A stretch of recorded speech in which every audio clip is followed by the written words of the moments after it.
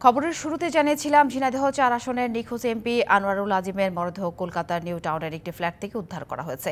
এ বিষয়ে আরও জানাতে ঝিনাইদহে তার বাড়ি থেকে আমাদের সাথে সরাসরি যুক্ত হচ্ছেন সহকর্মী শাহরিয়ার রহমান রকি।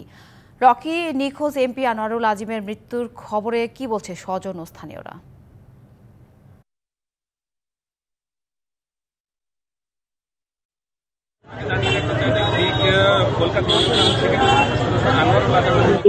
টালিগঞ্জ যে দলীয় কার্যালয় রয়েছে এবং সশস্ত্র আনোয়ারুল আজিম আনারের বাড়ি রয়েছে, সেখানে কিন্তু প্রচুর নেতাকর্মী ভিড় করছেন এবং সবাই বলছেন যে আসলে এটা অনেকটাই অবিশ্বাস্য যে কিভাবে তিনি মারা গেলেন সেটা জানা যায়নি। তবে একটা বিষয় আমরা এখানে এসে স্বজনদের সাথে এবং যারা তার রাজনৈতিক সহকর্মী রয়েছে তাদের সাথে কথা বলে জানতে পেরেছি যে কলকাতার নিউ টাউনের যে ফ্ল্যাটটি থেকে সংসদ আনোয়ারুল আজিম আনারের মৃতদেহ উদ্ধার করা হয়েছে, সে বাড়িটি ছিল তার যে বিশ্বস্ত বন্ধু ছিলেন গোপাল, তার সেই ফ্ল্যাটটি ছিল আসলে তার। তবে ঠিক কি অবস্থায় বা কি কারণে ওই বাড়ি থেকে তার মৃতদেহটি উদ্ধার করা হলো সেটি বিষয়ে আসলে কিছু জানা যায়নি এবং প্রচুর উৎসুক আপনাদেরকে দেখাতে চাই যে তার মৃত্যুর খবরের পরপরই কিন্তু প্রচুর উৎসুক যে জনতা রয়েছে এবং তার দলীয় যে রাজনৈতিক সহকর্মী যে মানুষ, তারা কিন্তু তার বাড়িটি থেকে এসে ভিড় করছেন। আমরা এই মুহূর্তে আছি ঠিক আনোয়ারুল আজিম আনারের যে নলডাঙ্গা ভূষণ স্কুল সংলগ্ন যে তার বাড়িতে রয়েছে, সেই বাড়ির পাশেই আপনারা দেখতে পাচ্ছেন যে প্রচুর নেতাকর্মী আসলে তার বাড়ির সামনে রয়েছেন এবং সকলেই আসছেন। কেউ স্বজন বা কেউ পরিচিত জনকে জড়িয়ে ধরে কান্নায় ভেঙে পড়ছেন। আসলে তাদের কারোর কাছেই হয়তো কাম্য ছিল না যে সংসদ সদস্য এভাবে মারা যাবেন। তো এখানে আমরা একটু কথা বলবো তার যে পরিচিত জন রয়েছে বা তার যে শুভাকাঙ্ক্ষী রয়েছে তাদের সাথে একটু কথা বলার চেষ্টা করবো। আপনারা আসলে একটু জানাবেন যে আসলে কখন তার মৃত্যুর খবরটি শুনেছেন এবং আপনারা কি বলতে পারছেন? আধা ঘন্টা হলো সংবাদ পাইছি। আমরা নেতাকর্মীরা যে সেখানে আছে, আসলে তার মৃত্যুর খবর শুনে আমরা আসলে কালীগঞ্জের অভিভাবক, আমরা যে দলীয় আওয়ামী লীগের একটা কর্মী প্রাণের প্রাণ কালীগঞ্জের, সে আমাদের অভিভাবক, সভাপতি আওয়ামী লীগের এবং সংসদ সদস্য টানা 3 বারে এবং সাবেক চেয়ারম্যান ছিলেন।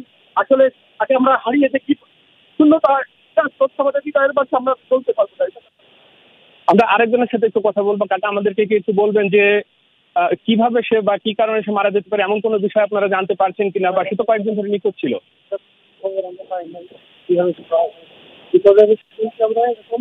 ভারতে কিছু জন্য তারপরে আমরা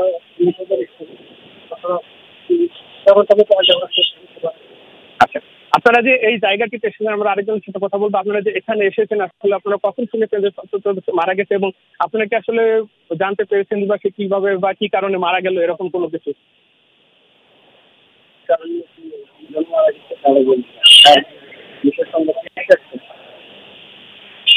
এখানকার যেমন মানুষ, যারা উৎসুক জনতা বা যারা তার সমর্থক রয়েছেন, তারা এখানে এসেছেন এবং প্রত্যেকেই কিন্তু বলছেন যে এখন আমরা আসলে কারণটি জানতে পারিনি। তবে বেশ কয়েকদিন ধরে গত 12 তারিখে দর্শনা স্থলবন্দর দিয়ে তিনি ভারতের উদ্দেশ্যে প্রবেশ করেন এবং সর্বশেষ গত 15 তারিখে তার পরিবারের সাথে যোগাযোগ হয় এবং 16 তারিখে তার যে ব্যক্তিগত সহকারী ছিলেন আব্দুল, তার মুঠোফোনে একটা মিস কল এসেছিল।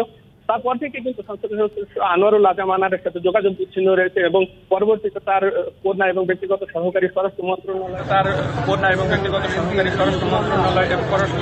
জানিয়েছে কথা বলেছেন। তবে সর্বশেষ একটি বিষয় জানিয়ে রাখতে চাই, আসলে রাজনৈতিক কোনো কারণ না, ব্যবসায়িক বিরোধের কারণে আসলে সংসদ সদস্য আনোয়ারুল আজিম আনার নিখোঁজ হলেন বা তার মৃত্যুর ঘটনাটি ঘটলো, লাশ উদ্ধারের ঘটনাটি ঘটলো, এটি কিন্তু আসলে ধোঁয়াশার মধ্যে থেকে যাচ্ছে।